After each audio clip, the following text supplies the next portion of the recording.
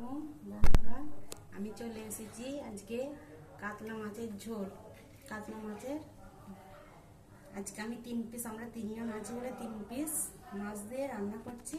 মাছটাকে আমি আগে থেকে ধুয়ে ভেজে নিয়েছি।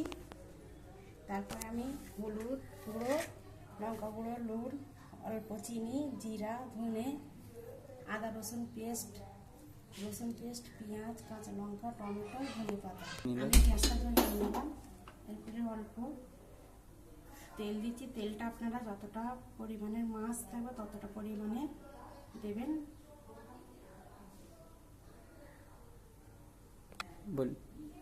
তেল একটু গরম হোক বন্ধুরা। তেল গরম হয়ে গেছে, দেখতেই পাচ্ছেন।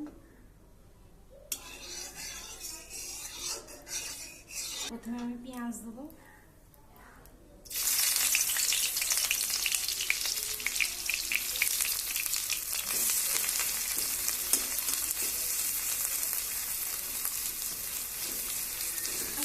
যেরকম মাছ থাকে সেই দিকে দেবেন। আমি একটু বেশি পেঁয়াজ দিচ্ছি, 3 পিস মাছ থাকে, একটা গোটা পেঁয়াজ বড় সাইজের দিয়েছি। পেঁয়াজটা একটু লাল লাল করে ভাজা হোক।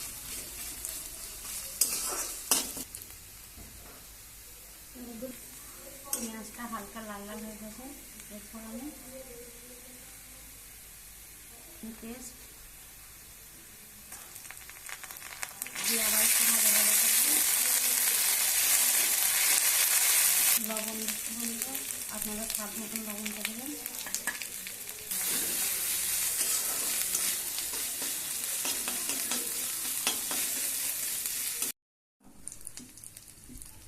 আদা রসুন ভাজা ভাজা হয়ে গিয়েছে। এবার আমি হলুদ গুঁড়ো, সব রকম মশলা এক এক করে দিয়ে দেবো।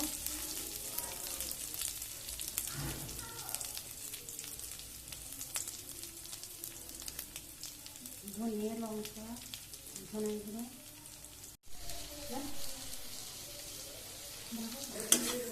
টমেটো দিয়েছি। টমেটোটা একটু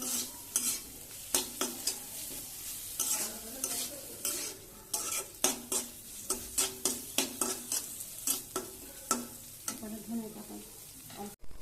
আমার মাছ রান্না হয়ে গিয়েছে, এবারে ধনে পাতাটা ছড়িয়ে দিচ্ছি, কাঁচা লঙ্কা গোটা দিয়ে দিচ্ছি। ফুটে গেলে গ্যাস বন্ধ করে নামিয়ে নেবো। গ্যাস বন্ধ করে দেবো।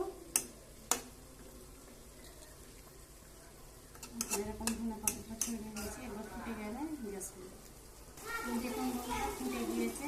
এবারে গ্যাস বন্ধ করে দিচ্ছি। দেখুন বন্ধুরা কেমন মাখা মাখা ঝোল হয়েছে। আমি একটা চামচে করে তুলে দেখা। লাইক, কমেন্ট, সাবস্ক্রাইব করে দেবেন বন্ধুরা।